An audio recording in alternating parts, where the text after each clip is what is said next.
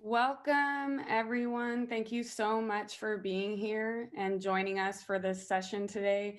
Racism is a public health crisis, reimagining and redefining public safety in a structure of state-sanctioned anti-Black violence. My name is Courtney Hanson. I'm a grassroots organizer based in Sacramento who's been working to dismantle systems of incarceration and policing across California since 2012. I'm a member of Decarcerate Sacramento and the California Coalition for Women Prisoners. So happy to be here with you today. Next slide, please.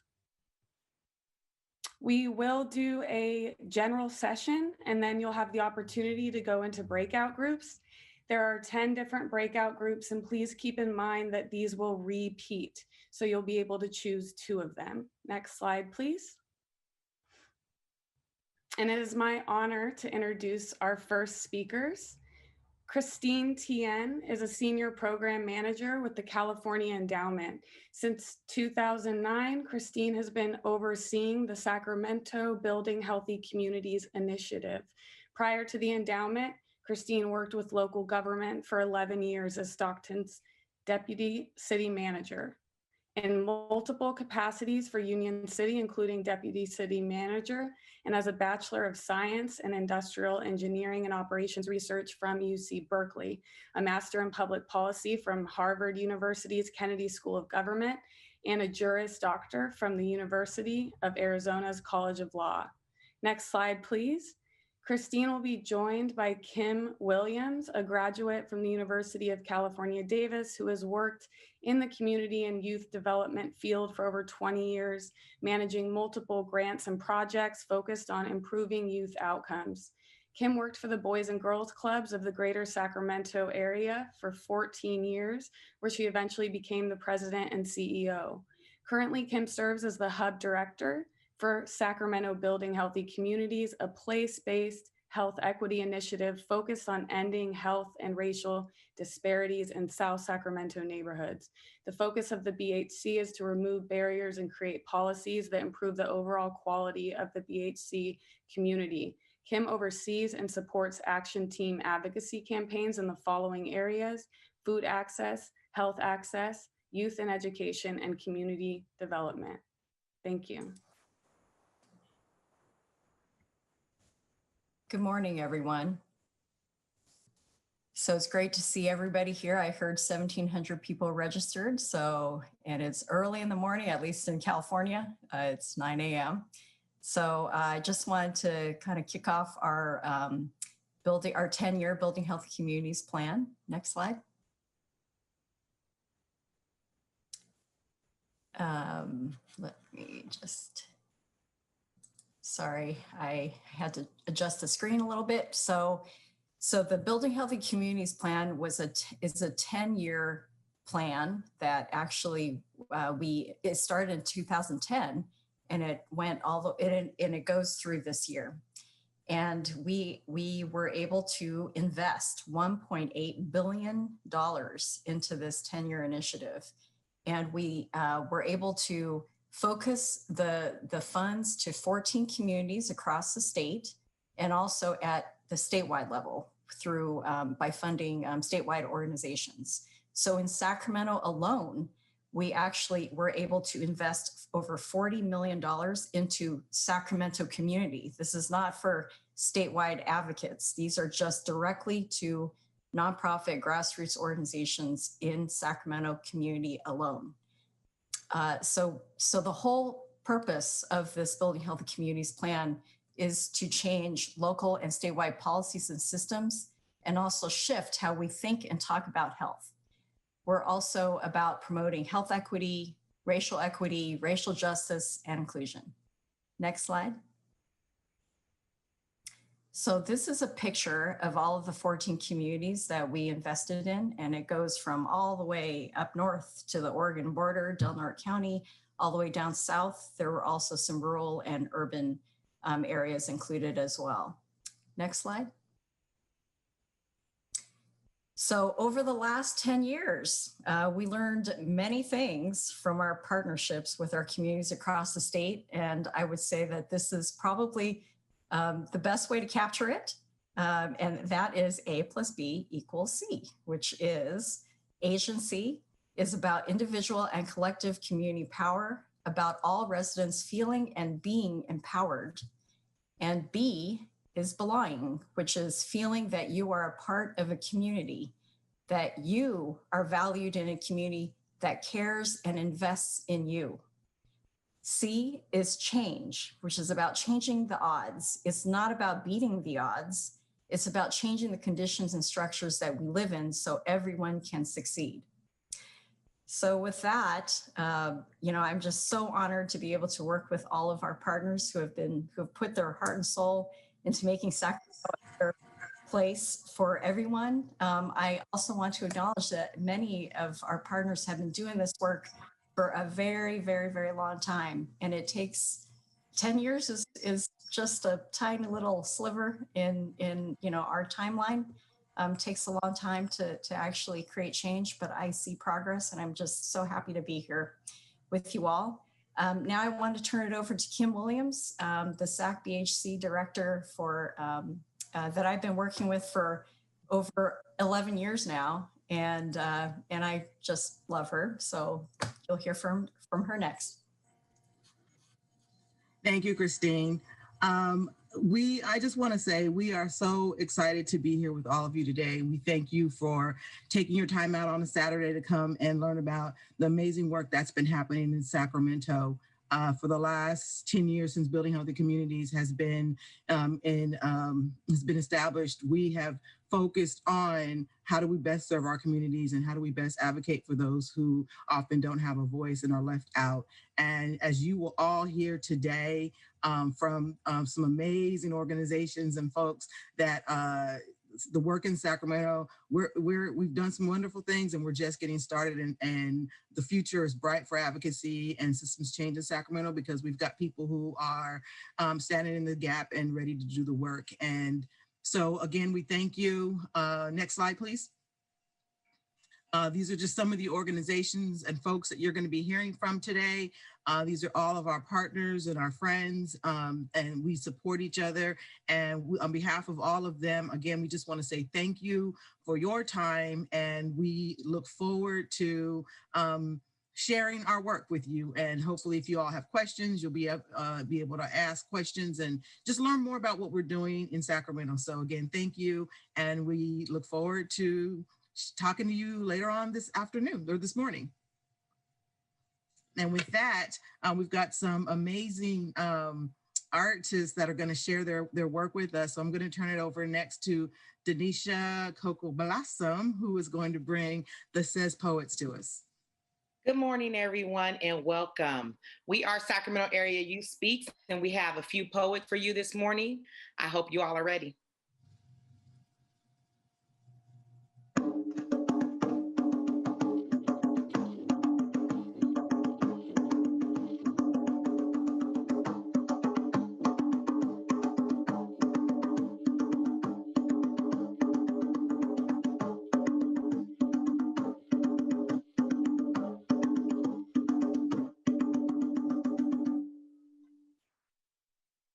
One time for the ancestors, 2 times for my brothers and sisters, 3 is for the village, 4 is for the pillars, before they called us thugs and labeled us the villains, before it was all love, healers and the builders are who we are, legends in our own right, so live your own life. Love and light to the future, we call them babies, but they are children, and what is their inheritance? What are they inheriting? It's imperative we leave the world better than we inherited. Good deeds are merited, validated by the seeds that we deposit into lives, and works grow like trees, then multiply like leaves and bear fruit. I bear witness to the youth. I bear witness to the truth, the future. I inherited my mother tongue and my mother's smile. Her lotus-colored lips stretched taut to prevent any objections from slipping out. We were taught that a woman's words should be carefully distributed, saccharine, scarce. Too many words at once and you were gluttonous, so as a child, I learned to tame my writhing opinions until they gathered at the bottom of my throat like marshmallow fluff. I thought I might save myself the discomfort of having to suppress original thought by unlearning how to have it in the first place, and then I was told to speak up by faces who still believed that truth was something you were entitled to speak if it was truly yours. You'll get nowhere with that nameless at the door attitude, but no one tells you that the first time you speak after years of silence, it will be in record scratches and murmurs, stumbling over questions too big for someone of my stature, and still I learned to backflip and somersault my way through the labyrinth of language I once feared because I may have inherited the body of so many women who came before me, but I refused to follow the instruction manual it was packaged with. They say liberation lies in the classroom. It lies in the plastic seats that yank on my hair. It lies in the hands of someone who's tongue tied at the syllables of my name, too difficult for their bland palate to obtain, so they cut it up or give up halfway. It lies in those ancient ass books where the real history isn't in the text, but instead in the tagging made in banned sharpies by those who came before me. Yes, liberation lies in education, but not in a classroom with no desire or expectation. We are a product of day to day survival, put into a cycle that is built to keep us in a state of constant struggle. And yet, we have taken school as our hustle. Yes, education is our liberation. And while we never forget our brothers and sisters that have fallen victim, we've learned to transgress despite the inner workings of our own system fighting against us. The soul of a Black man, broken and angry, working daily, slaving just to feed his family. He's supposedly supposed to be free, rather yet mentally held in captivity. The system beat him down, turned his smile into a frown. What's the Black man to do when he's the target of the bullseye? Mass incarceration, new Jim Crow, no way out, so he blows just to ease his mind. Black man, Black brother doing time. In or out of the cell, we supposedly supposed to be free. Rather yet, we just prisoners of our own Black body, the Black man.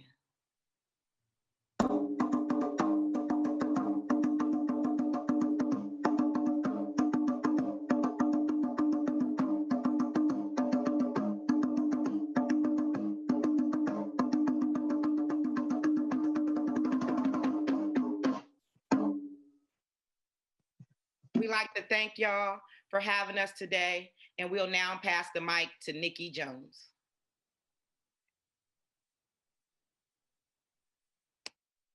Welcome, everybody. Thank you so much, poets, for sharing with us and helping to bring us to a grounded space, and yeah, for your stories. We have to take the time to acknowledge that no matter where we are in the country, here I am in Sacramento, this is stolen Miwok land.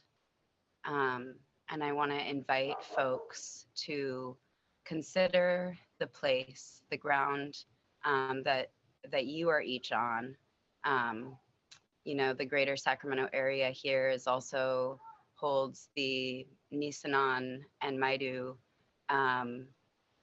history. The land here holds their history. And recently, I want to just acknowledge that there has been so much movement of Indigenous people to get land back, to have, and it's not about property, it's about stewardship.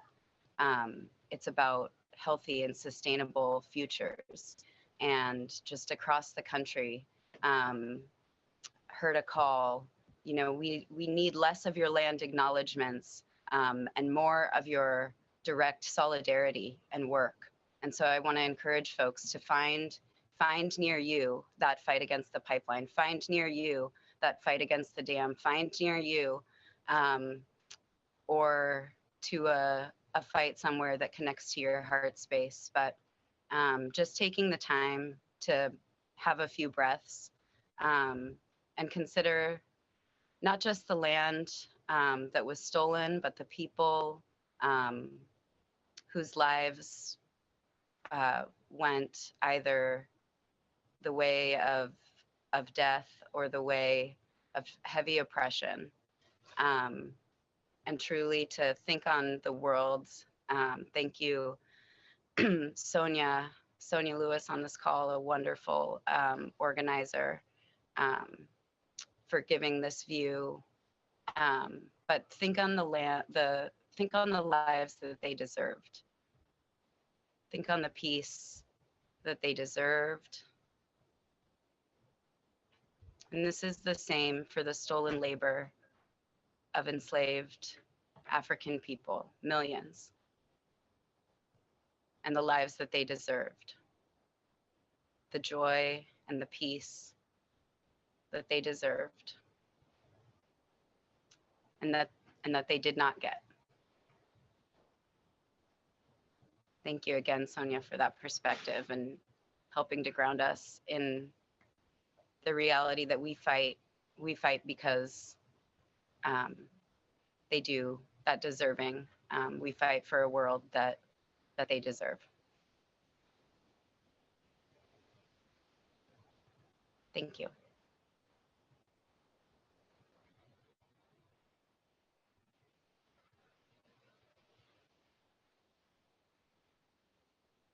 And I think we are moving on to our next panelist.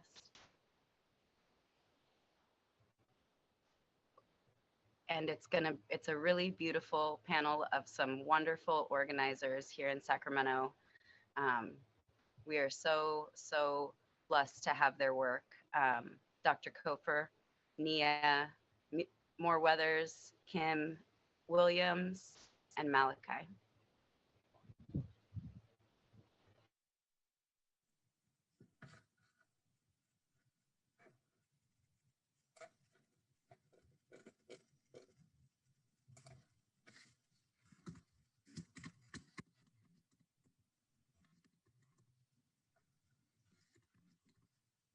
I think Kim is up first, but I'm highlighted, so.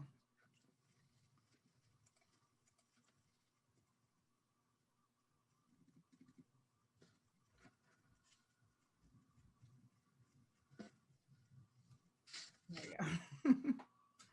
Hello, everyone. Kim Williams again. So we're going to just kind of talk a little bit about, just kind of to set the context of some of the history in Sacramento, really just talking about some of the major issues and actions and policies that have happened over the last several years. And also looking at, some of the work that folks have been doing, just so that you all, as you were going into breakout sessions, will have an idea of what we have done up to this point. I think I just wanted to start by sharing with you all. Christine gave some of the historic context of building healthy communities. And I just want to add to that, back in 2009, when we started this work with building healthy communities, we were, really in, the middle of a depression, the recession. And because of that, we saw a huge decline in the revenues in our cities. Our reserves were depleted. The major cuts were happening, layoffs were happening. And Sacramento, like most of the country, was having a really hard time. And the folks who were suffering the most were our vulnerable populations. And so when Building Healthy Communities started, it gave us the opportunity to really hone in and focus on the needs of those populations and those residents in our communities. We were focused primarily on a certain portion of Sacramento, which we call South Sacramento. And even within Sacramento, it still was a defined geographic area, which served roughly 90,000 residents. But what we found out really quickly was that the issues that we were working on were not just unique to that particular community, but it affected people all over the Sacramento County area. So as we began looking at what were the things we needed to change, access to healthcare was extremely important. We knew people were not being able to access quality healthcare. Access to quality and healthy food was another focus area. We looked at what was happening within education and our young people. And then we also paid a lot of attention to what was happening with community development and land use. Housing was an extreme issue for us. And so with that, we really began looking at who in the community was doing the work, and then how do we begin to build power? How do we help our residents be able to learn how to fight for themselves, use their voices? And we really began working with organizations. Back 10 years ago, we didn't have as many organizing groups that we have today, and the growth that we've seen happen over the last 10 years has been amazing because of the fact that organizations and community and residents have stepped up and have started to realize they do have a voice, and that voice must be heard, and that they have the power to make the change. And so I'm going to turn it over to Nia, who's going to talk to you about some of the major events that have happened in Sacramento over the last few years. Thank you.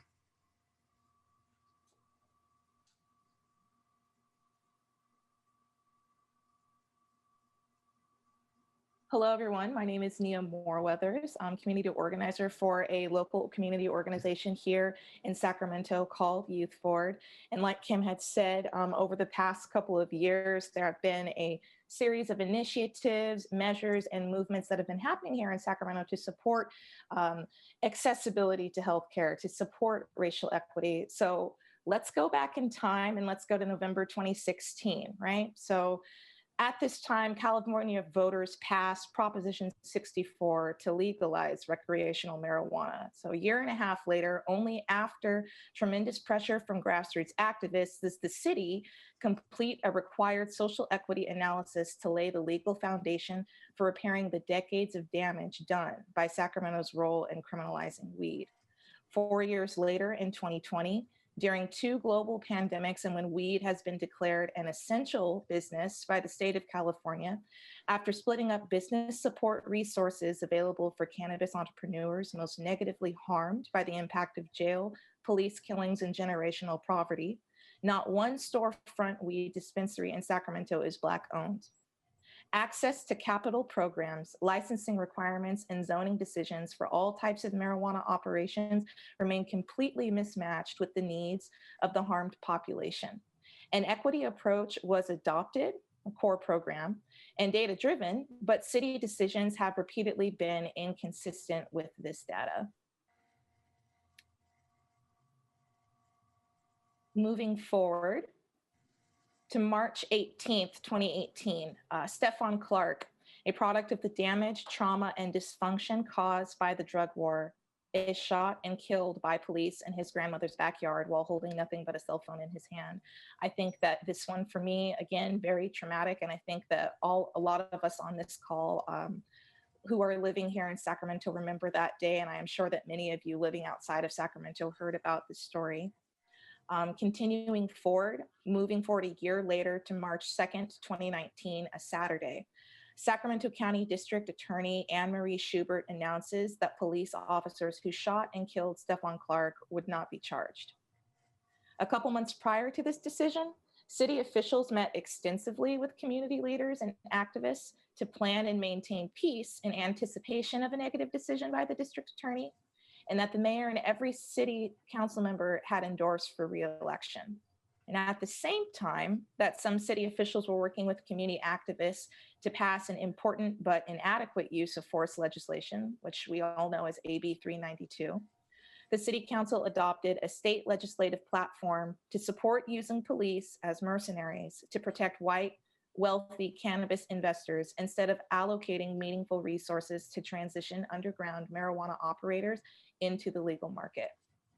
And 2 days later, this culminates in a series of peaceful protests and traumatic arrests. Many of the same activists who had committed to and carried out peaceful protests in the city after the DA's ruling were again traumatized and arrested on an East Sacramento bridge during the anniversary of Bloody Sunday. And this also culminates moving forward one more year, March 3rd, 2020. We have the Measure G loss, 54% of voters in opposition and 45% of voters in support. I will pass the mic now over to Malachi.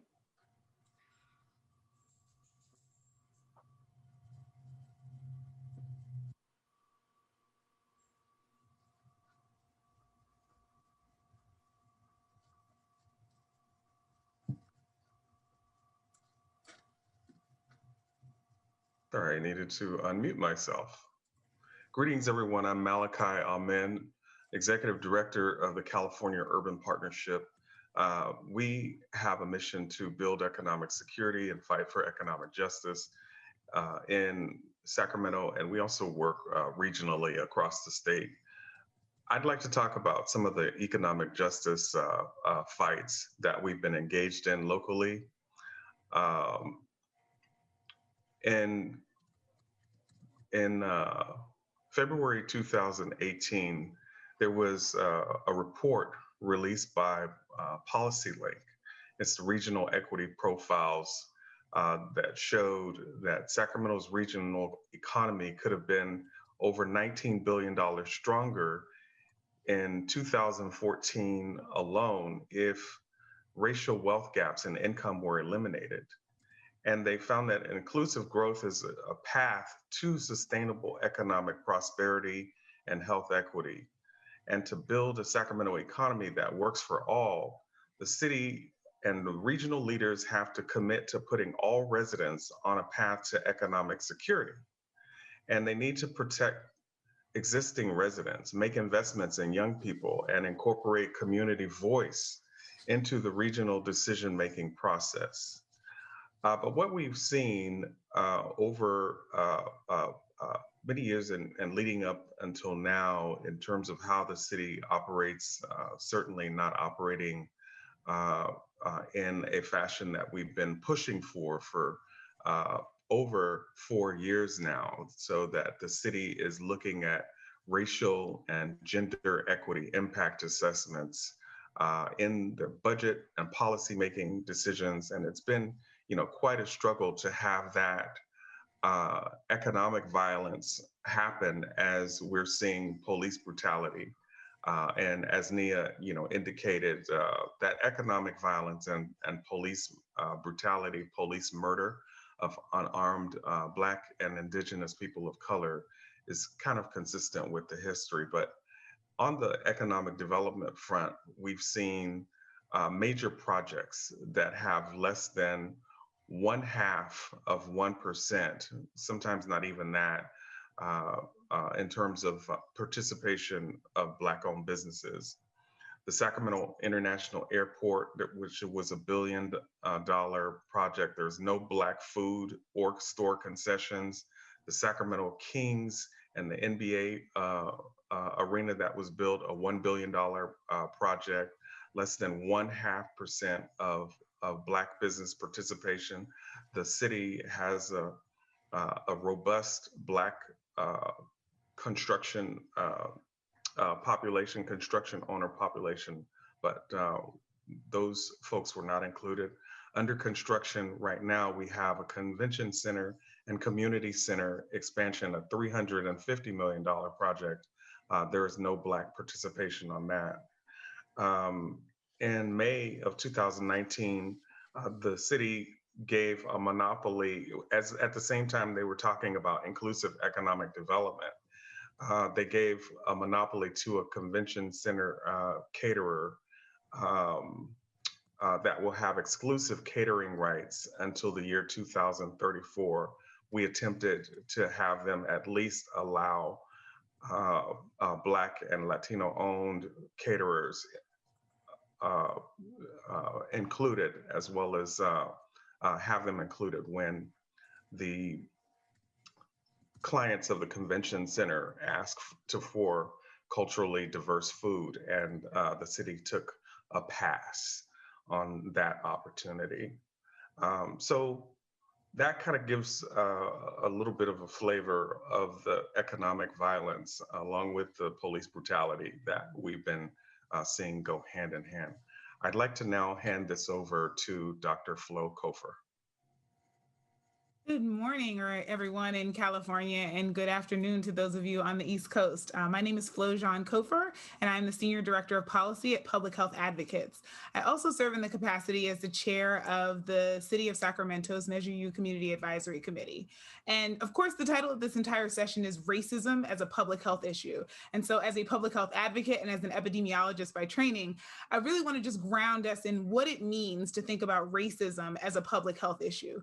What it means is that when we are talking policy, when we are talking the ways in which we move through our communities on a day-to-day basis, we are talking about how racism impacts not only our individual decisions, but also the literal world we live in, and constrains and in some ways impacts us in really significant ways. One of the major ways from an institutional perspective that this is played out is in how we spend money, how we allocate resources on a regular basis. Because when we don't think really critically about how that happens, we continue to see the same patterns that were baked into the founding of this institution hundreds of years ago.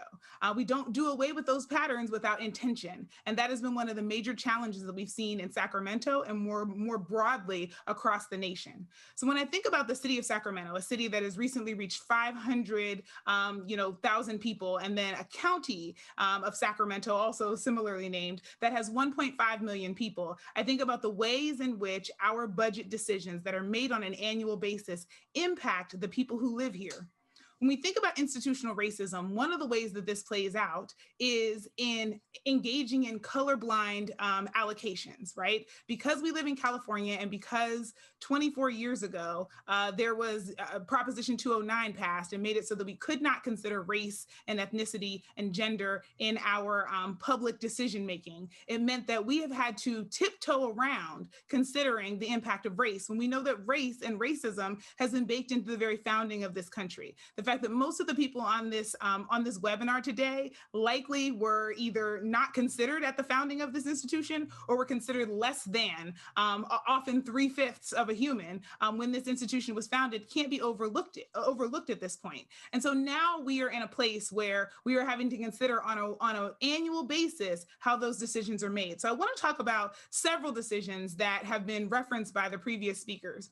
One of which is Measure G that Nia mentioned. And Measure G was a measure that was on our ballots just this past March, and it would have set aside about $10 to $12 million for youth in the city of Sacramento. And what's really notable about this is that when the poll numbers came back, Measure G was defeated, unfortunately. And we see that the three major institutions that funded the opposition there were our firefighters, our police department, and our mayor himself. And that you would ask yourself, why would that be, right? When we think about what institutions stand to gain, well, they didn't want $10 million of a multi-million-dollar budget to be set aside for youth, because it meant that they likely would get less money, and they were willing to fund the opposition. But what we see even more plainly than that is that when we look at the polling numbers for who voted, it was a tale of two cities. That in lower income, predominantly Black and Indigenous and Latinx communities, people 2-to-1 voted in favor of saving those dollars for our community.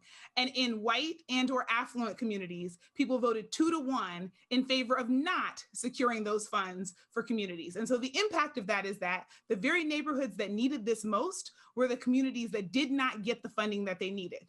If we rewind ourselves a few years before that and think about Measure U, Measure U was the city's sales and use tax. And what that means is that any funds that we spend in the city of Sacramento, we pay sales tax on. And any of the things that we purchase maybe outside of the city that are then spent inside the city, things like cars, maybe you go out to Roseville or other suburbs and buy a car, but you live in the city of Sacramento, we also get the use tax on that. And so that had been passed in 2012 as a way to be able to recover from the 2008 recession. And so in 2018, the city was considering whether or not they should renew that tax because it was set to expire. And they decided not only to renew it, but to double it, to make it a full cent sales and use tax. And what we saw with those funds was that they were intending, when they were campaigning for it, for that second half cent to be spent on something called inclusive economic development, which would bring together many communities and be able to invest in ways that would actually help to bolster communities. The definition of inclusive economic development that many of us use is things that would actually return money back to the tax base. Things like job training for critical and essential jobs that people need. Things like supporting small businesses and making sure that, public projects that that will generate revenue are placed into communities where people have historically been left out. In particular, when we're talking about racism, we're talking about Black and Indigenous and Latinx communities. And so that Measure U funding did pass, but unfortunately it was a general sales tax. And so what that meant is that it went into the general fund. And instead of our city council and mayor spending those funds as they had promised, as they had campaigned around the city to do, the first thing they did was give more money to the entities that had gotten most of the first half cent, which were police and fire. And so what we've seen in the last 2 years since that passed is that every year they have gotten more money, even though the campaign promise was that they were going to be flat funded. That again is an example of the institutions that already have funding often get more funding, and the people who need it most, the people who were paying for this regressive sales tax, were the very ones who now are getting $6 million the first year out of $100 million, and this year $4 million out of what is supposed to be $80 million, while the police budget goes up every single year. So when we think about this, we're thinking about our general fund of our tax of our budget. We're thinking about the tax revenue that comes in.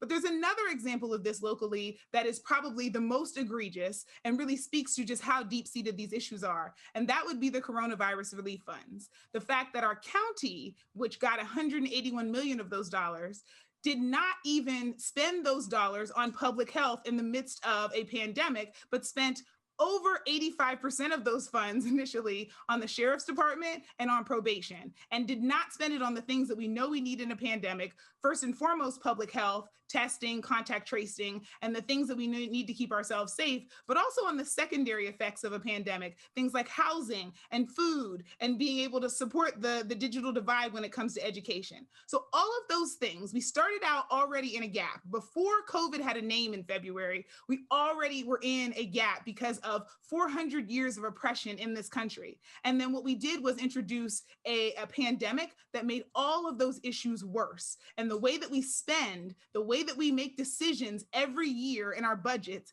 is killing us. And so if we think about a budget as a statement of our values and priorities, it is incredibly problematic that our values and priorities are only on emergency response, and a very problematic emergency response, and not at all on prevention. That our priorities and values are thinking more about the institutions that stand to lose instead of the very people, the individuals, the people in our communities who stand to gain something. And so that's really the challenge that we're facing here in Sacramento. That's a challenge that I think many of you are facing across the nation. And it's something that we are going to do a deep dive into today during these many panels as well as breakout sessions. We want you to better understand how institutional power reinforces the racist nature of our country, and think about the ways that we could organize around it, because we have the people power and we can change these institutions if we first acknowledge that we have a problem and then begin to think really critically about how we can change that problem. And so I believe that brings us to the end of our panel. And so I am going to now pass this along to Courtney for our next session. Hi, thank you so much for that, Flo, and everybody who's listening today. And the next thing that we want to do is show you a video that was actually created specifically for this session. And just like the spirit of the entire program, the purpose is to get us thinking critically about what we define as violence. And so it shows you various examples right here in Sacramento of state-sanctioned anti-Black violence, but also community resistance and reimagining against that violence. And so I want to give a huge shout out to Black Zebra Productions for making this video possible. After the video, we'll have two speakers come on, Asantua Boykin and Ryan McClinton, to sort of do a brief analysis with us.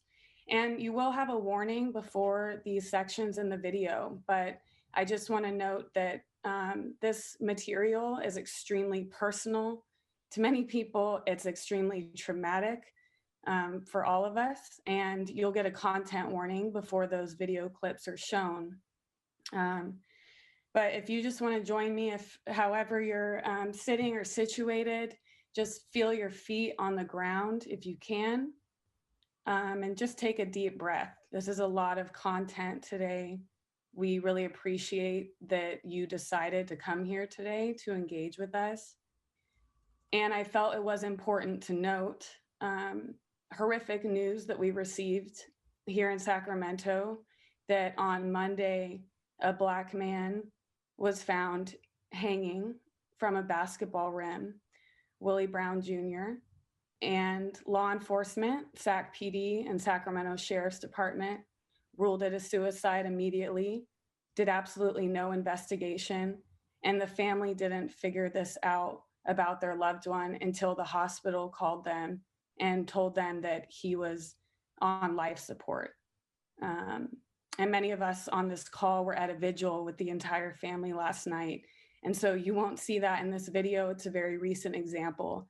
But those are the white supremacist realities that we are living in and trying with everything in our power to change. So thank you for being here today. And I hope the video gives us some food for thought.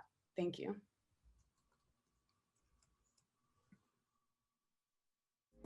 I personally know the majority of you have love for all of you, and I'm not trying to hurt anybody, but I'm sick and tired of my people getting killed and hurt.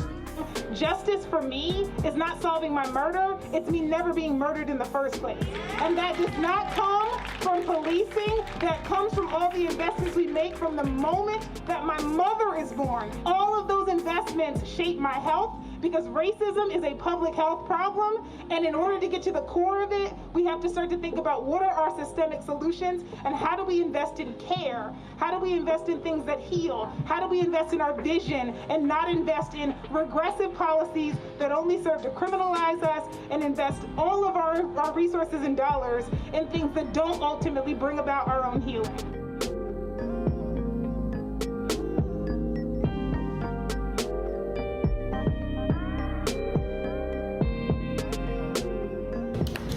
As a mother of someone who is incarcerated, it goes both ways. It's generational, right?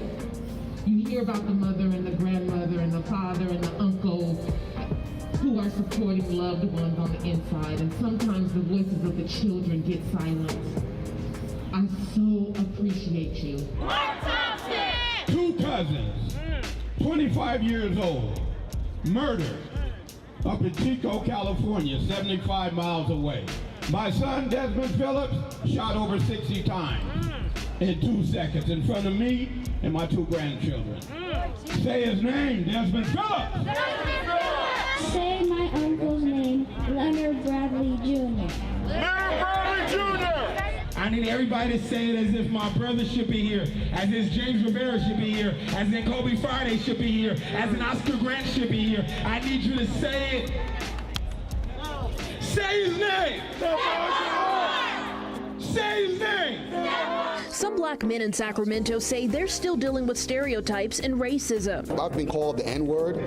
I've been harassed by police. I've had a police officer one time choke me on his car, call me N-word. And they're not happy with the way they say police have treated them. They're running mucks and running mucket all over town like they have no one to report to. Somebody needs to get in there and hold them accountable. They hope this movement will spread across the country, where many are still frustrated over a lack of justice in the deaths of Black men. Stephon Clark! Stephon Clark! Stephon Clark! Stephon Clark!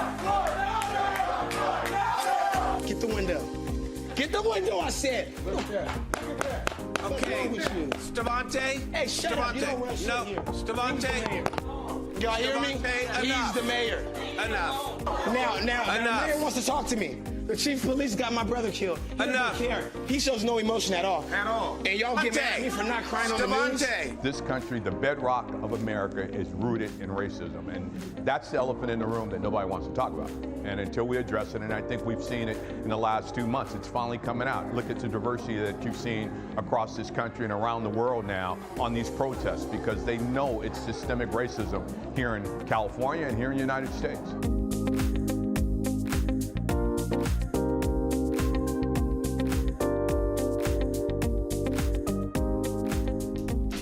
Stop, Josh, stop.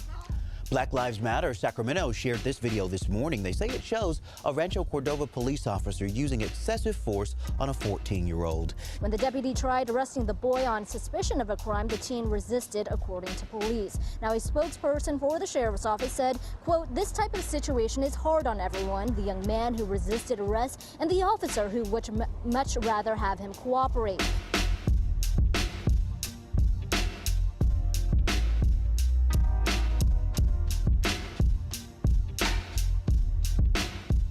As health professionals, we are appalled by the video of Rancho Cordova Police Officer Brian Fowle assaulting a 14-year-old child. 126 of these signers live here, practice medicine here. Police Chief Adams, the communities of the Sacramento region are watching you. Several of the doctors and nurses who signed the petition read the full letter in front of the police department and talked about the potential mental health impacts of what they call excessive force. Officer Brian Fowle is a threat to the community and should no longer be allowed to carry a gun or a badge or injure our community under the guise of authority.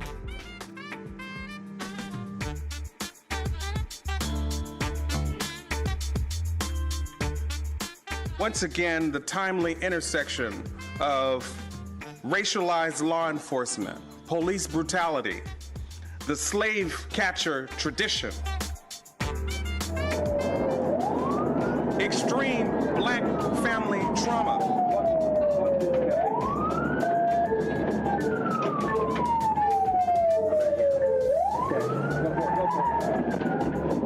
Watch out, Randy. Go ahead.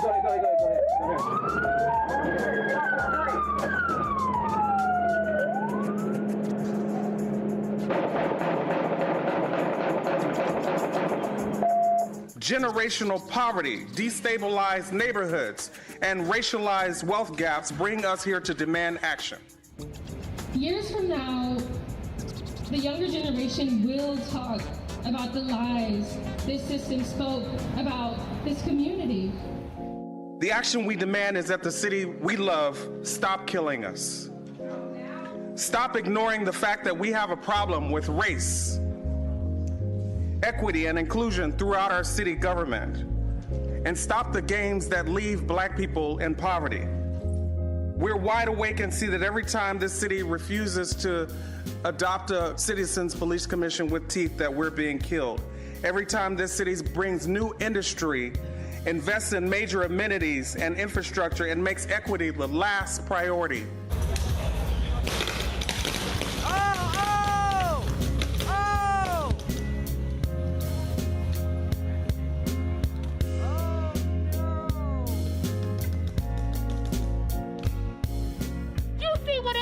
Has gotten Black folks for 450 years. Say that shit. America, even the state of California, has perpetuated this violence, this oppression, this trauma, this targeting, this injustice on Black bodies since forever. Today, we want them to know that Black lives matter.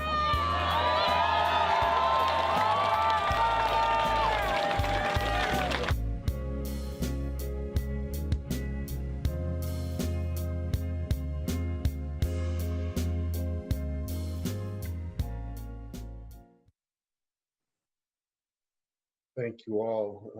And again, a big shout out to Black Zebra for capturing so much of the movements that we've seen in Sacramento as we respond to what state-sanctioned violence looks like. My name is Ryan McClinton. I'm a community organizer with Sacramento Area Congregations Together. I'm joined by my sister in the struggle, who is just a phenomenal community leader, Asantwa Boykin, who is also a registered nurse, as well as a co-founder of the Anti-Police Terror Project and Mental Health First.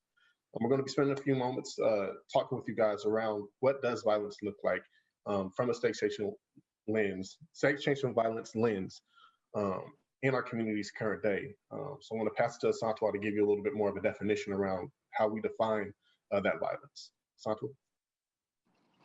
Good morning. Thank you for sharing this time with us. I absolutely adore definitions. I think they put things in context for us as well as context itself. So I would just like to read the definition of violence according to Merriam-Webster: to use physical force to injure, abuse, damage, or destroy. And then according to the Law Dictionary, the abuse of force, which is employed against a common right, against the law, and against public liberty. So Webster Dictionary was founded in 1828 and the Law Dictionary in 1856. So in 1828, just to put it in context where these definitions come from, President Andrew Jackson was president. Comedian Thomas D. Rice introduces the song Jumpin' Jim Crow to American audiences while wearing blackface. In 1856, there was the Battle of Bleeding Kansas and anti-slave forces, and this was all 30 to 40 years before the Emancipation Proclamation. So when we talk about what does violence mean, one, the definitions are from the perspective of white male landowners. And in fact, during that time, Indigenous folks, Black folks, and people of color, in fact, in their definition, were not human. And when we think about that history of how violence has been defined and who defines it, we also have to think about who was excluded, right? Right now, we're just finishing up a very crucial census period where we were trying to make sure that all of our communities were counted and represented. However, during that same period of the 1800s and 1900s, you were seeing that folks who were not classified as white were barely recognized, with very few designations of what their races look like. And this is where you're seeing the institutionalized nature of what racism is and where it becomes a public health crisis, because many times our public health systems are set up under those guises of folks being deemed less than human. Our intellect is questioned at a different level, but also when you look at what violence is enacted and how that's carried forward. Many of you may recall in 1955 when Emmett Till, a young 14-year-old boy from Chicago, went to visit his family in Mississippi, was kidnapped after he allegedly whistled at a store owner's wife. That store owner, Roy Stone, and his half-brother went ahead and kidnapped Emmett and brutally beat him, drowned him, and disregarded his body as an act of response to teach him a lesson, as it was once phrased.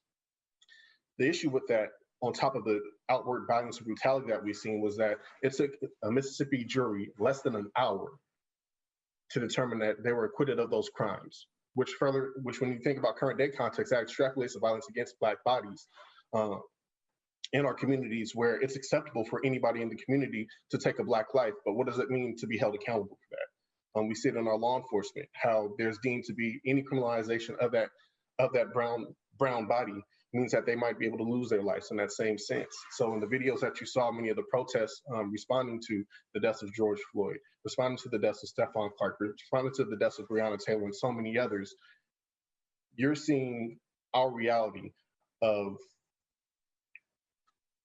a minimal approach to our safety. Public safety doesn't mean that we're safe. It means that we are the threat to your safety or to the safety of white males and white families. I want to make sure that I touch on the fact that Dr. Flo mentioned something very important when we think about the budgets of law enforcement and how that's actually put into place, driving so much more of the violence that we're seeing. When law enforcement responds to our communities, we have cases that are under-investigated and underrepresented. You heard about Willie Brown, who committed suicide, or who is deemed to have committed suicide, but that ruling happened a short few days after his death, as well as Taylor Blackwell in Sacramento, and so many others, where when you look at their cases, they're not investigated to the same degree that many others are. And oftentimes in our cases, we're viewed as suspects and guilty versus the victims in those cases. So the violence doesn't just occur on a physical level, it applies on an emotional level and a mental health level as well. As such, I appreciate Asantwa for founding Mental Health First in response to some of those systems of how do we actually take away some of that violence from our communities when we're in need of emergency care. I want to pass it back to Asantwa so she can share a little bit about the impacts of why we need a mental health first to respond to some of the state sanctioned violence that we see. So I'm really, I guess, lucky or have the privilege of having a front seat view of what violence looks like in our healthcare system. Violence looks like people of color not being believed when they say they're in pain. Violence looks like punitive restraints for psychiatric patients. And when I say punitive restraints, I would like to explain, right? Patient strikes someone. Patient is then no longer striking anyone. Patient still is restrained. There's been incidences in a matter of an hour or two where one person was not a person of color and had almost identical behavior, and the other one was not. And one person was restrained and heavily medicated while the other was given snacks. I've also had a front seat in our healthcare system as a patient while giving birth, where I was not believed that I was having preterm symptoms. I wasn't believed when I told them that I was uncomfortable and that something wasn't right. And then once they realized that something was not right, the doctor in quote said, "This one's not going to make it," as if I were cattle and not a whole person and not a whole human. So when we say that racism is a public health crisis, it is not a slogan. Good morning. It is something that we live. It is something that we feel. It's something that we hold in our bodies and have to be hyper vigilant as we walk around the world in this skin.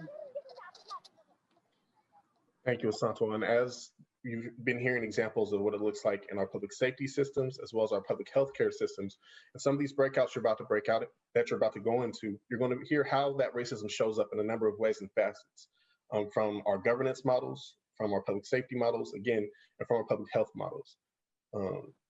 One thing that I want to highlight before we transition to Courtney to give some instructions on our breakout rooms is even how we see it in our educational systems. We often talk about the school to prison pipeline. Well, that starts from, again, the designation of children who may be experiencing behavioral issues, but not looked at as a problem versus actually having a problem, having a challenge, right? We've been having a great movement for counselors, not cops on our campus, because oftentimes when our kids are having a response in the classroom, it's because it's related to a traumatic response. Many of you may have heard of ACEs, adverse childhood experiences, being a measure of how often this happens within our school systems and to our young children. I think looking at those models as well is something that we have to keep a keen eye on to see how does it develop from a young age throughout our public systems and how it's actually extrapolated onto our people. So we're getting ready to transition into some of the breakout rooms. I want to turn it over to Courtney Hanson once again so she can give us some instruction on how to do so. And you're going to get a deeper dive into what racism in our public health crisis looks like. Thank you. Hi, everyone. Thank you so much. Thank you, Ryan and Asantewa, and particularly for the point that this is not a slogan. That was very powerful. We are going to go into breakout sessions. You can take a bit of a break. Strongly encourage you to get whatever you need. Those will begin promptly at 10:15. Next slide, please. This is just a screenshot of what the website looks like. You'll see the URL there, apha.org/racism-summit. These are where you can find live links to the 10 different sessions. I see a lot of eager energy in the Q&A about what we're going to do about it all. So this will be a deeper dive into some of the resistance that's happening here locally. And please keep in mind, these will repeat. The same exact breakouts will repeat a second time, so you can ultimately choose 2 of them. Next slide, please. And this is just a clear picture of the 10 different sessions being offered, which you'll see on the website. If anyone has remaining questions while we take this break, please feel free to drop them in the Q&A and we'll be sure you have clarity. Thank you. Hello, everyone, and welcome back to our final session We have a panel for you. We've got some of our heavy hitters from Sacramento that are going to be sharing some of their thoughts with you today. And I hope you all enjoyed your breakout sessions and were able to ask questions and learn more about the work in Sacramento and how we are dealing with and working to overcome institutional racism and disparities and discrimination and all those things that I'm sure many of you are facing in your own cities. So we'll get started.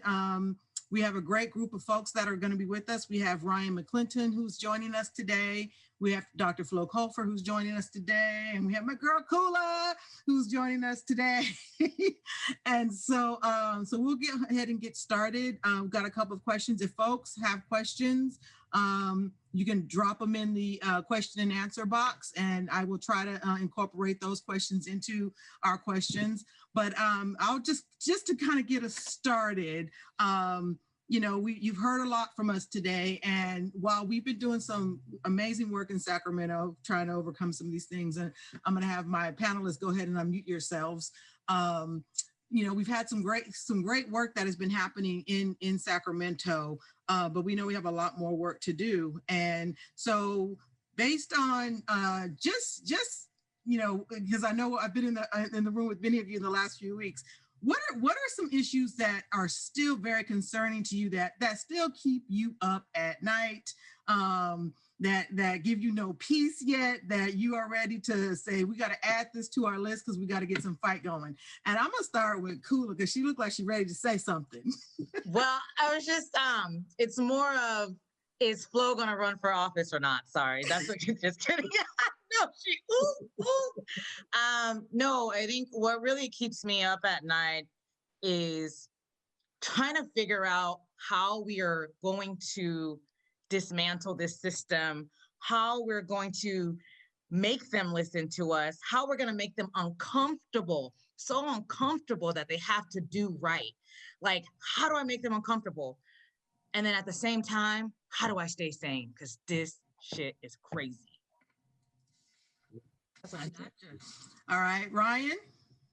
Oh, yeah, I thought she was going to go to America. Never mind. To the esteemed Dr. Flo to give some more commentary there. But honestly, it's really building on what what Kula's talking about. I'm so enthralled with this idea of Flo being mayor. I'm sorry, I didn't want to do that to you, but we got to acknowledge, like, there is really a deep power though in our community leadership coming from the folks who have been connected to, who are digging into the trenches, who understand the issues from a number of levels and whatnot. And I think some of the greatest impact comes from our deeper collaboration. So this conference is great because so many of us work in so many different areas and intersections, and we're still seeing a lot of the problems, right? Participatory budgeting is a huge one to me because the way that our county and our city decides to drive our budgets is deeply problematic, and it's rooted in white supremacy. I'm gonna just call it what it is. And if we can't reform and restructure how that process is happening and move to a more community-based model, we're going to continue to see the issues. And I think that also comes from the sentiment you're hearing and why we want someone like Flo to run for mayor, is that we need local grassroots folks to step into positions of leadership.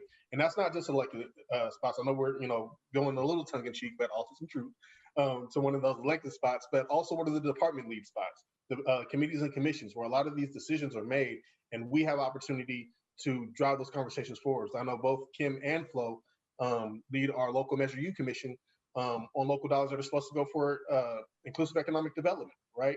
So what does that look like, and how do we continue to dive into that? That's one thing that has my hair getting way grayer than what it should be. But I go on. All right, gotcha.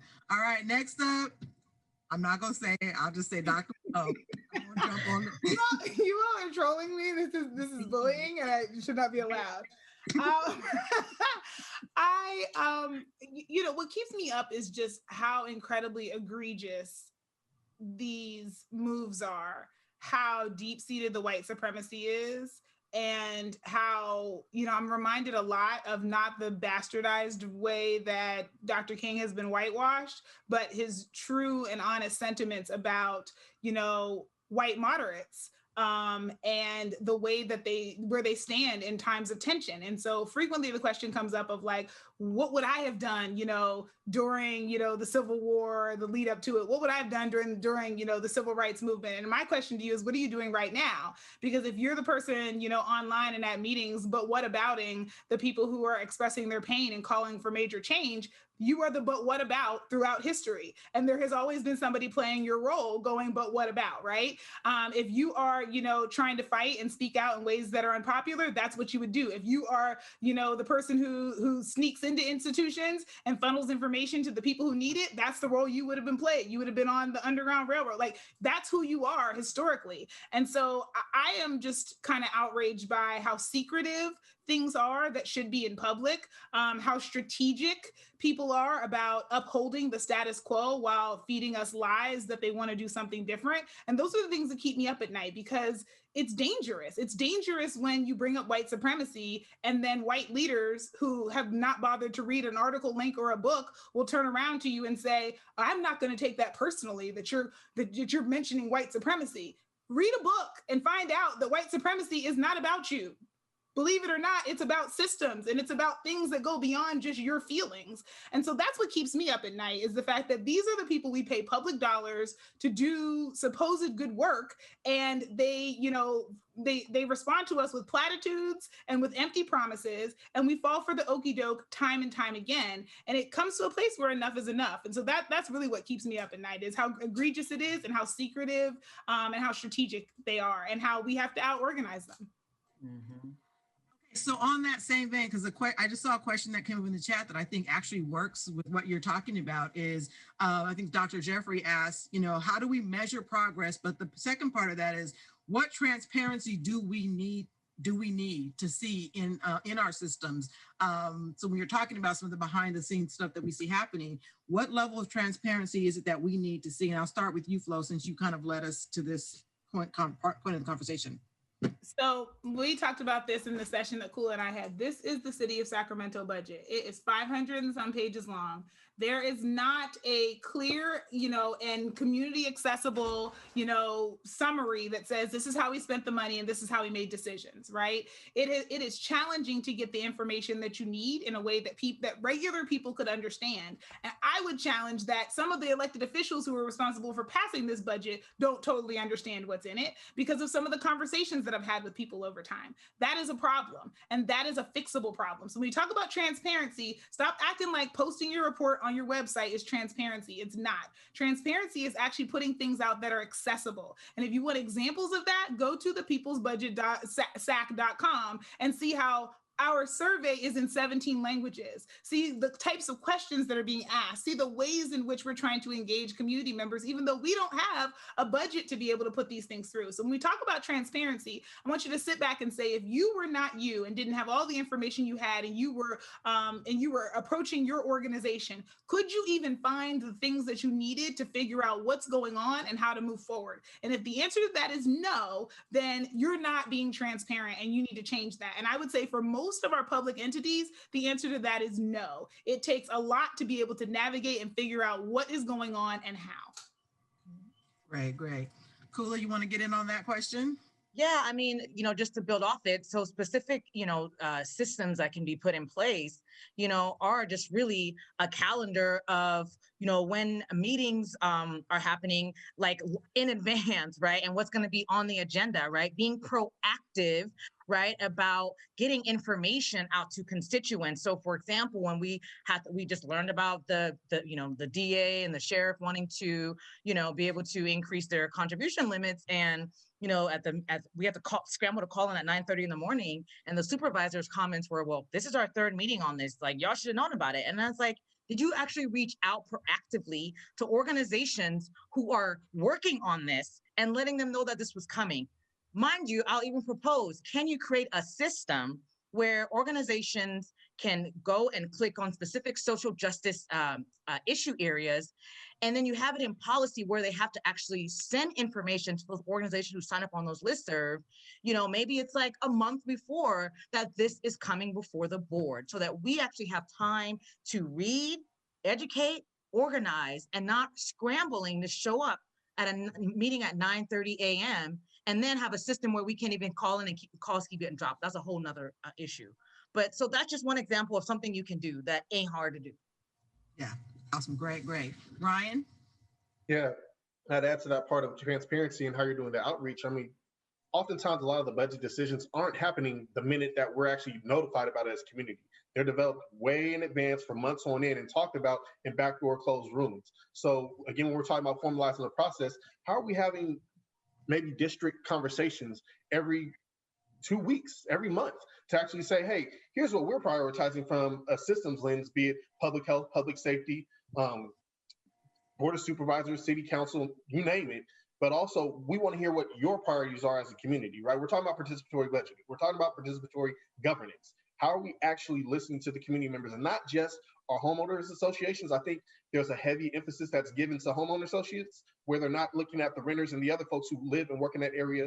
Oftentimes, not even some of the homeowners who just move into it. It's that level of lack of transparency and lack of engagement that drives a lot of the distrust. And then when we do actually bring it to a point where you have deep community engagement, you'll co-opt it onto something that's another agenda that doesn't move forward what we've been talking about. You'll shift the conversation.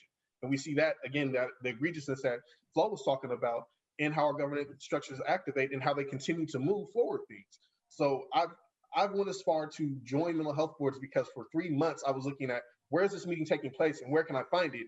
And literally getting a runaround before I actually got a call by one of our panelists to say, hey, can you come to this meeting that I was looking for 3 months, to actually find out that the racial equity that was inclusive in this policy wasn't even being talked about. And this is for years on end. So where are we, again, finding ways to have that outreach in meaningful ways that is put out there in advance notice so folks know what's coming, but also when you're making those decisions and thinking about projecting out what that budget's going to look like, who's not in the room, what community voices aren't in there, and how do we ensure that that happens? And Kim, I don't know if you're going to get to this, but when we get to the solutions part, but I also, because, you know, we often say, you know, yes, let's make sure that, you know, meaningful community engagement, but then sometimes it's like, yes, you will engage the community, you will get their feedback, but then how is that translated into the policies and the practices? And that's why so many times people are like, I don't even want to go to this meeting because like y'all just gonna take us, I don't know, survey or whatever, and then nothing is done with it. Because like I shared in our session with the CARES Act, we had 500 people get to weigh in and say, here's what we wanted to see our money spent on, and that wasn't taken into account. Initially, anyways, we had to really beat down the door. But then a couple weeks later, they passed a county budget that was like basically a status quo budget where you still had the majority of funding going to share.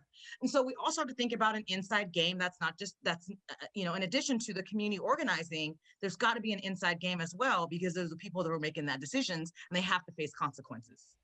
Can I add one more thing to that? Yeah, please. This is y'all's discussion. Absolutely. We just on a group chat right now. Yeah, right? Having a real dialogue about how this is really hitting us day in and day out. I think one of the things that when we're talking about that inside strategy, we have to also have inside accountability. We often look at accountability from a public sector, from the vote and who's elected, but we're not looking at who's appointed and how they're actually appointed, right? So at the county level here in Sacramento, there's recently been a move to remove our county executive, Nav Gill, by 2 board of supervisors. Now, when we talk about the intricacies of how difficult that becomes as a process is, when this contract was renewed, it was put in place to where it takes 4 of the 5 county supervisors to decide he's not doing his job well enough. So if he has a good enough relationship with 2 of those county supervisors, it's going to be very hard to remove him, even though he has problematic ways of leading the different departments that operate, right? At the county level, it's your county executive or CEO. At the city level, it's your city manager, right? They both have the power to actually carry forward the departments of the decisions that are being made, right? So what's the accountability measure there? Where can we have community engagement on how those things are prioritized and how that's highlighted to a point where we can move it forward, right? I can't stress enough how often we see mismanagement or inequitable management by those positions that's never addressed or never called out specifically. So how do we actually change that as part of that transparency and that shift in operations as we move forward? You bring up an extremely good point, and there's someone brought up something in the question and answer, but I also heard one of you mention it too. Is when they reach out to folks to get feedback, and we all know that sometimes they keep going to the same people for feedback time and time again and getting the same response time and time again. So there's a set group of folks. How do we combat the divide and conquer that we often in the political world around dividing us up sometimes via race, right? The Black folks against the Latino folks or the Asian folks, this organization against this organization. How do we combat that type of strategy that they use on their side so that we can begin to move the needle and build the power on our side? And I'll start with Flo because I saw her hands go like this. You got that? Okay, we got to have some real talk about this because this is where the white supremacy comes in us appealing to the, like being approved by white people. And I'm just hoping, part of the reason why I have been convincing myself to wear my little Black girl earrings and do things that are not considered to be professional is because we got to demystify this idea that we have to look and talk and be a certain way in order to be able to be an authority on something, in order to be able to be valuable, and in order to be able to be successful. That simply has never been true. And the more we band together to say it's not true, we outnumber the people in power, and we have to start acting like we do. And that does not mean that I'm not saying that in a way that ignores the practical realities of day to day. But what I am saying is that if somebody asked in one of the Q&As, like, Reagan kind of coined, our Asian and Pacific Islander population as like the model minority. You can say, no, I don't believe that. Stop it, right? Like we don't have to view people through the lens of what we have been told are capitalistic values, right? Like we can view people through our own values. And I think some of that has to happen. In terms of the divide and conquer that happens even within our own communities, which was another question that came up, we got to stop selling out for our own personal needs, because that is how capitalism continues to divide us, right? And so, this conversation has been happening. I'm not going to dance around it. The state NAACP is an example of that, right? So you have one person who has decided to take an entire civil rights organization that's over 100 years old and use it for her own personal gain, right? Like she also has a lobbying firm, and somehow or another that lobbying firm is pro-tobacco, pro, big pharma, anti-labor, labor, pro this ridiculous employment overstep of Uber, Lyft, and DoorDash, and don't want dialysis clinics to be good. To be able to just like tell us how many infections you have every year and have control staff on site. Like it's outrageous that this has been allowed, that this is happening. And it's a way of gatekeeping because white supremacy says there's only room for a few of you and we're only going to make room for a few of you. And so you get in and then you start tap dancing. And I love tap as much as anybody else. Shout out to Bringing the Noise, Bringing the Funk. But guess what? We can't get in and start doing that dance because it just reinforces these same systems. So what I balk at is when people say, I want there to be community engagement, and then they call me. I'm not community, I'm flow. If you want community engagement, you need to reach out to lots of people who may not agree with you, people who may have differences in experiences and values from you. And you need to really seriously sit down and hear them. You need to be listening to the people whose lived experience is there as well, because if you're not, then we're going to keep getting the exact same outcomes that we've always gotten. Because they're going to be bought and sold by the entities that have power. And the way that we could change that is by having people actually say, I want real community engagement, and I'm going to put pen to paper, and I'm going to put my feet to the ground to be able to make that happen. And I want to add on to that it's about shifting from what we've been talking about, right?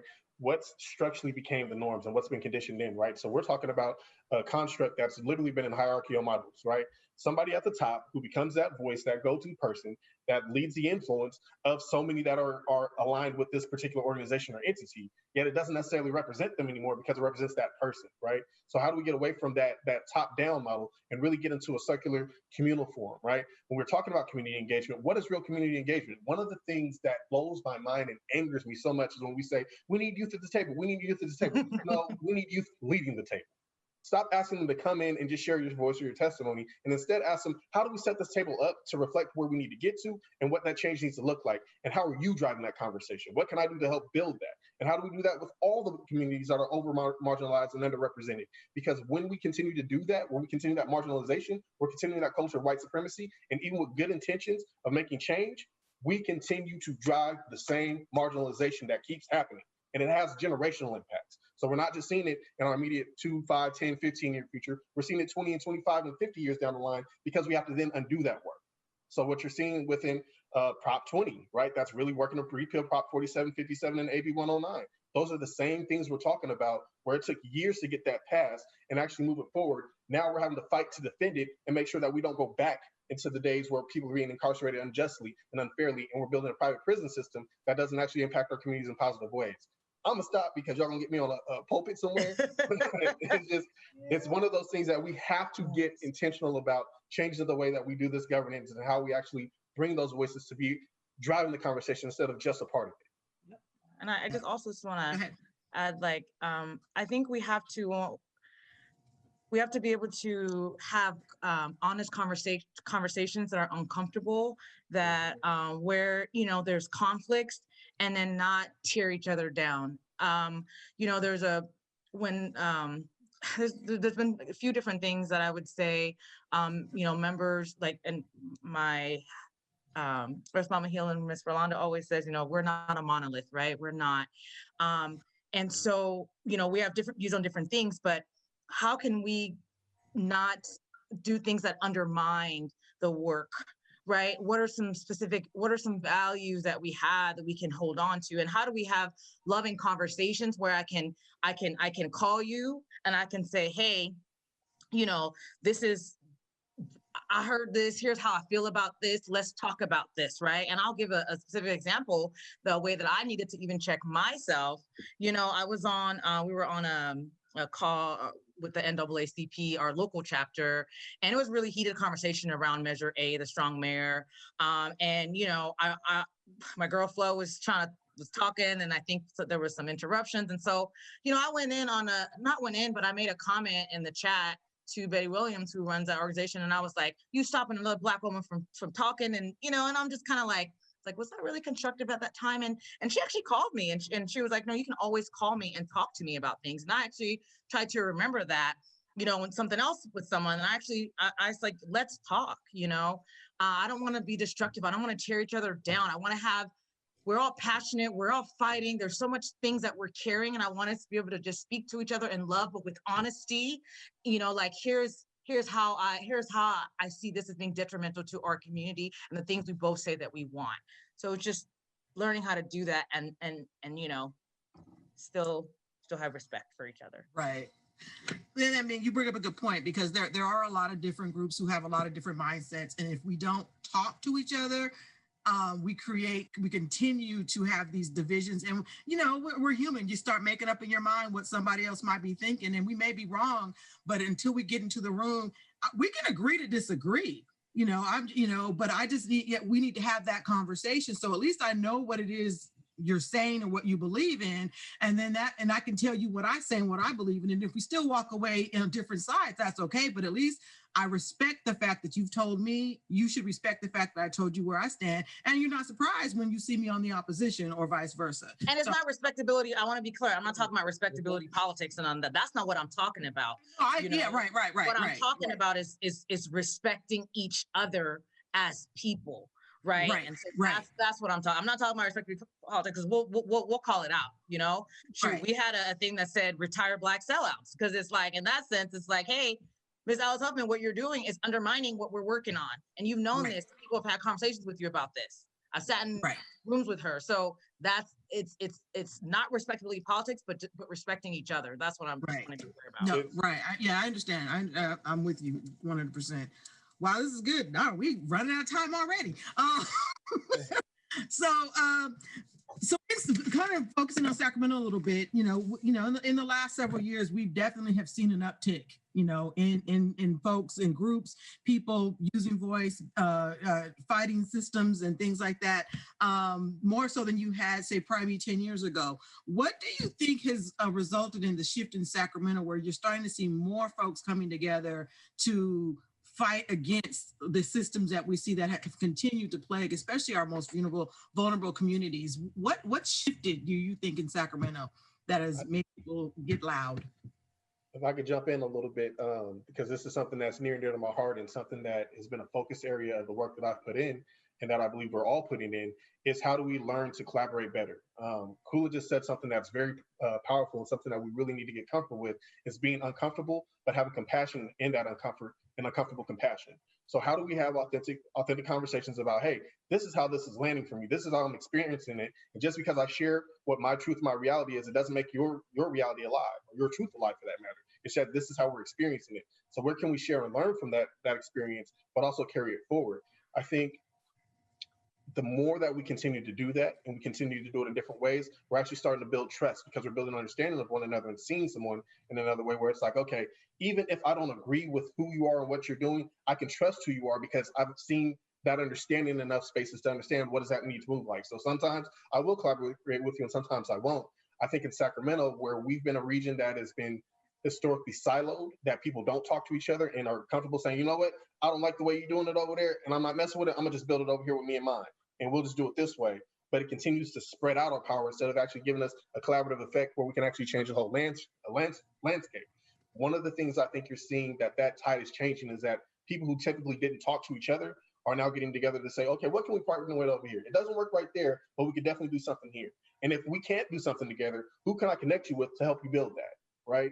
And because we're getting a better understanding, it's starting to mitigate some of the undercutting that takes place, not all of it. We have a long way to go for that. But I think that's where we need to continue to have the accountability conversations and sharing, hey, when you showed up this way, this is how it impacted me and my people. This is how it impacted my community. And I need you to understand that because while I believe your intention may not have been that, the impact came that way. And we have to learn to do better and be better for one another. When we do better, when one of us does better, we all do better. So we have to constantly find ways to do better. And that's constantly learning how are we impacting each other and how are we healing from that and learning to do better on the next turn. We can't stay where we've been at. We have to progress forward. Flo, Kula, you want to jump in on that one? You good, doctor? There's somebody who I think really had a lot of influence on what happens in terms of organizing in Sacramento, and who doesn't live here anymore, but I really just want to shout her out, and that is when she lived here, everybody would know her by Danielle Williams, and she was just amazing at bringing organizations together, really having a landscape. And so I really just want to shout her out as somebody who thought really deeply about this and saw that as a void, and somebody who brought her talent and her treasure to the work. And said, this, even if I'm not going to be here for forever, this is, a legacy that I can leave here. And I think it's really, yielding dividends in many ways. And so I definitely want to say that I think one of the challenges is that Ryan, rightly pointed out, is, the lack of conversation. I think it's also competition, right? And that goes back to, if we're going to talk about racism as a public health, we have to talk about a public health problem. We have to talk about how that also, infuses into our thinking. If we see ourselves as competition, if we see it as, if you get money, I don't, and that's really the only end, we're constantly focused on that competition, and we never look up to realize who took the whole bag, and that we're not each other's competition, because there actually is enough for all of us to do well if we're trying to do good work that advances our community. And that's, I think, been a challenge in the past, is that instead of seeing it as an opportunity for collaboration, it's been competition, because there's the next grant cycle that comes out and I have to prove why my program is better than your program, instead of thinking about how we could collaborate on our overhead and both do our programs in our own areas better, right? And not have burned out staff who are being underpaid and overworked. And I think those are the kinds of things that structurally we have to get in a habit of doing, is saying, how can we share more?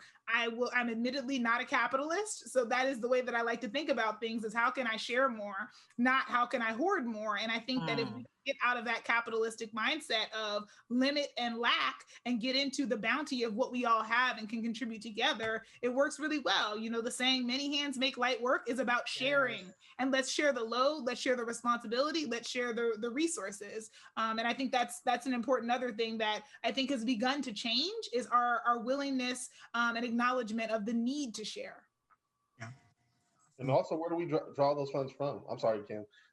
Just to that point of what Flo's saying, though, because that competition comes from this belief that there's scarcity of it. And it's not. There's an abundance of funding. It's just that we're not often engaged in the different areas where those funds can be drawn down from to drive a lot of the programs forward. So one thing that I always look at, right, is we're looking at how do we stop gentrification and some of the things that happen within the structural racism there in our communities, but we don't look at what's happening with our park and rec budget.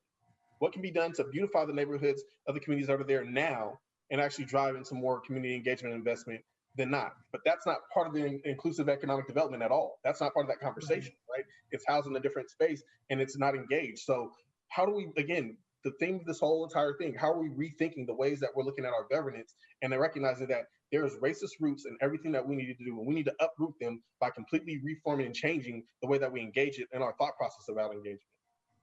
Yeah, and don't tell me we don't have it, because if you have, $10 million to pay out police misconduct settlements that you didn't budget for, and another, $12 million to pay out overtime that you didn't budget for, trust me, you have enough to be able to support all of the organizations and then some. It's a matter of your priorities, and it's a matter of us putting political pressure on you to do it right. So I never want to hear we don't have enough money. I want to talk about how we're going to spend the money better, because there's plenty of money. I see it happen all the time.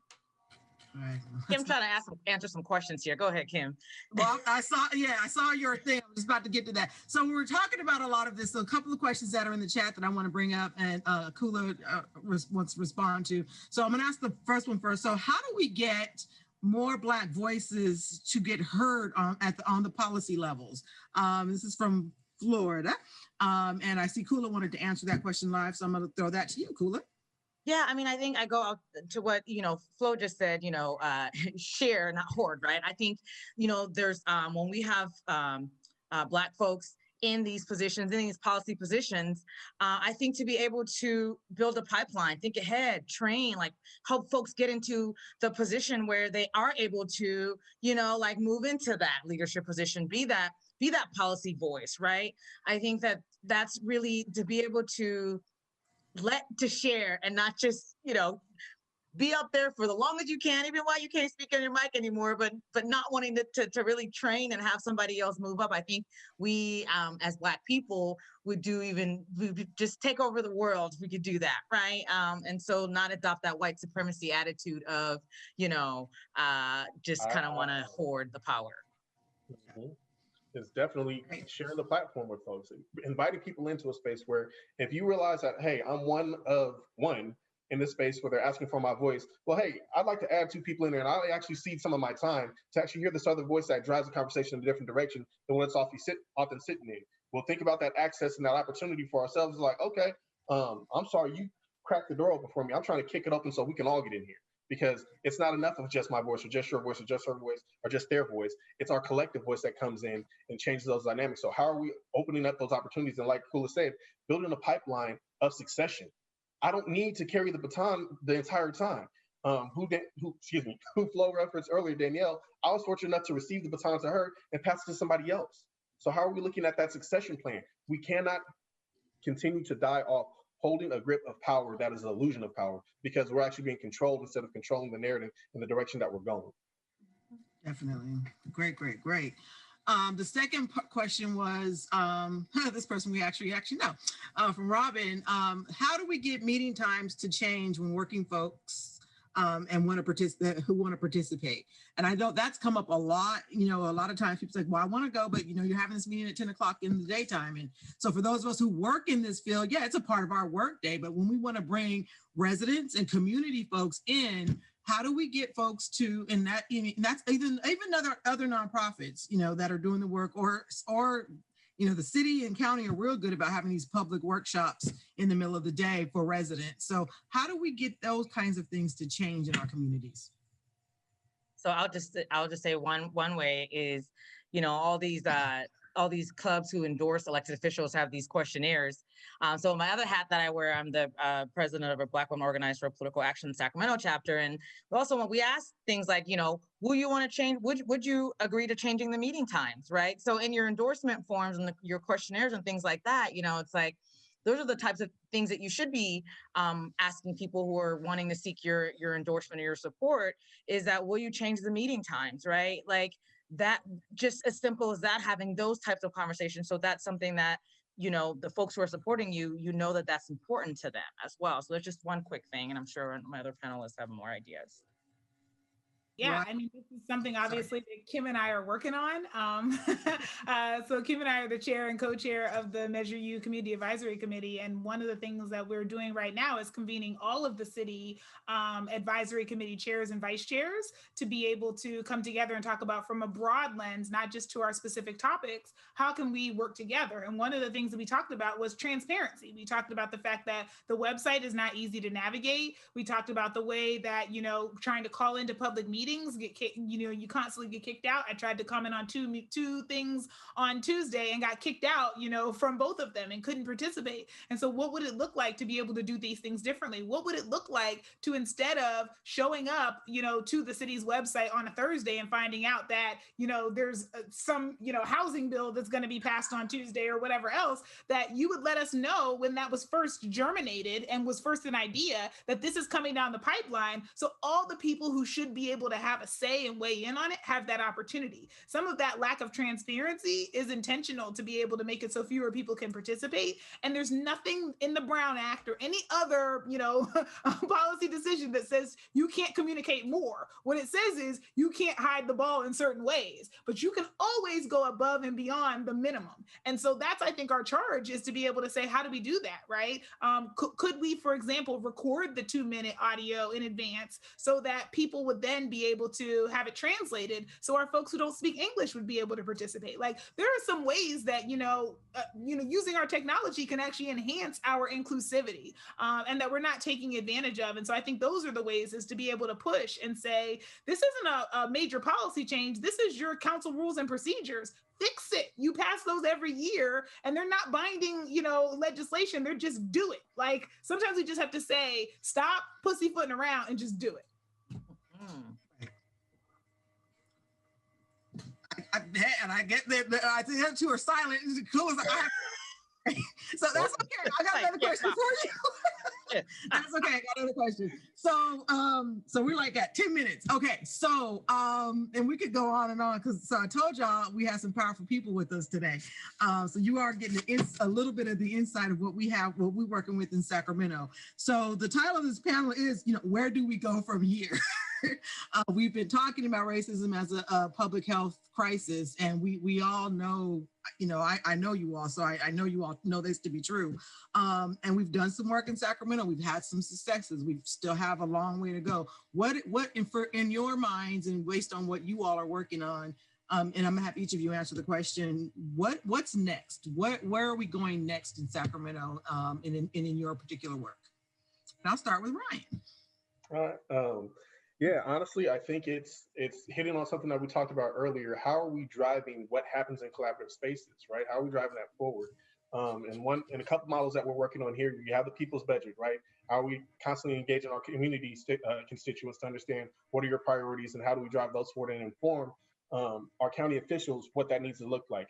We have our participatory defense model that's being built with our Justice to Jobs, SAC Act, and Decarcerate SAC folks to find out how do we change the carceral system for folks who are being impacted by that and encountering that. How do we walk with the family to give them the gaps, or fill in the gaps of coverage that aren't there now, where so many folks are lost into the carceral system, right? Public health advocates, we're building a first response transformation project where we're going up and down the state. So while we're talking locally about Sacramento, we're looking at how do we drive it not only here in our state, but countrywide, right?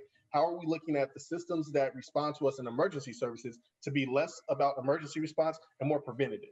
How are we driving it to a community-based approach versus a law enforcement approach, right? And where are we redirecting those funds, again, to community-based strategies to dive into and project forward what those needs need to look like instead of the harmful ways that we've been experiencing them.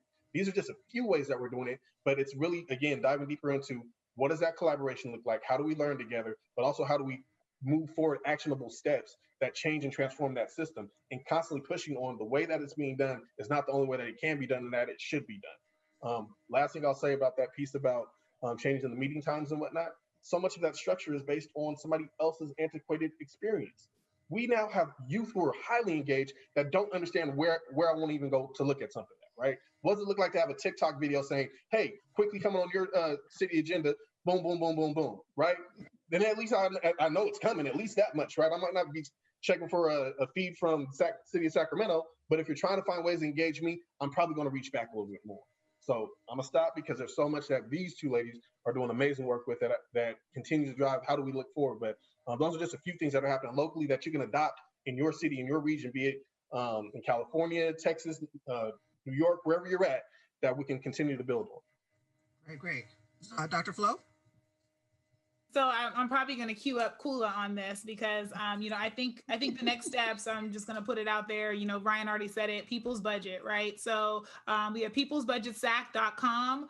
For those of you who live in Sacramento County, go there, fill out the survey because we're really trying to use it to be able to push on these budget decisions, right? Which is the biggest policy change that we can do at the local level is figuring out how we can influence the spending on an ongoing basis. So I think that's really important. When I think about civic engagement, I think about, how do we, lobby and advocate for the things that we need? I think about how are we engaging in informed voting? And then I think about who are we running to be our inside strategy and who are we, getting to apply for jobs to be on the inside to be able to push that agenda forward. And that's really the three prongs of, of a truly civically engaged, platform is how do we push on all of those? I also, Kula will talk about social justice Politicore, but it's a great way for folks to be able to get involved and to be able to push this agenda forward. And then I would also say, since we are in an election and we are, a week and just a few days away, I'm going to shout out, the Sacramento Sister Circle and Black Women Organized for Political Action for our voter guide. sacramentosistercircle.com/vote. Yes. So, the idea there is that, we should be thinking about who we're putting in office and what policies we're passing. And even if you don't agree with us on all of it, we're laying out our reasons for why. And the whole goal is really voter education. Now, your ballot is your own, but we are laying out what we think is in the interest of justice and what we think is in the interest of racial equity. And we're taking it from a Black women's perspective because we are Black women and because we think it's really important that, we're considering what we do moving forward, that we engage in that way. So these are the ways that we're trying to demystify the process by getting people involved, by making these things, as accessible as possible. And most of them, we have no money. So we are doing the best that we can in our volunteer efforts. And so I'm sure you're like, hey, I'd love to have the Sister Circle voter guide in Hmong and in Spanish. Translate it for us because we put it together for free and nobody paid us for all those hours that we sat down. That's why it's in a Google Doc, y'all, because we don't have any money to put in. So if you want to level us up, I feel like where we're going next is all the way up and nothing can stop. Let me upgrade you. So I'm like, get involved. Tell us how you can help out. I mean, we've had people who have volunteered to go through and do the editing for us. People who have, shared resources with us. People who have shared it out with their networks. That's how this happens. And I think that's what comes next is that we just continue to build upon the really solid foundation of work that's already happening. Joining in these organizations. I mean, there's a ton of folks who came on here today and repped their organizations and the great work that they're doing. And we're trying to lift all of that up. So find a place to plug in. And as Ryan said, we're trying to work better together so then you'll be networked into all the great work that's happening. So Kula, you're going to wrap it up. You got 3 minutes. Okay. Time. But yes, I'm going to let you have the final word. You guys have been amazing. The panel's been amazing, but I'm going to let Kula wrap up with what's next and something she wanted to work. I'm gonna turn it over to Kula. Okay, sure. So just again, building on what my colleague said, it's really important that we amplify the voices for social justice on the outside and also strengthen our inside game. I like to talk about the outside game, whereas, we're coordinated, we know agenda items that are coming out, we're being able to call in and make comments. We're being able to shift the conversation and shift the narrative, right? So with all of and then lean on the expertise of organizations who are working on this. So when I think about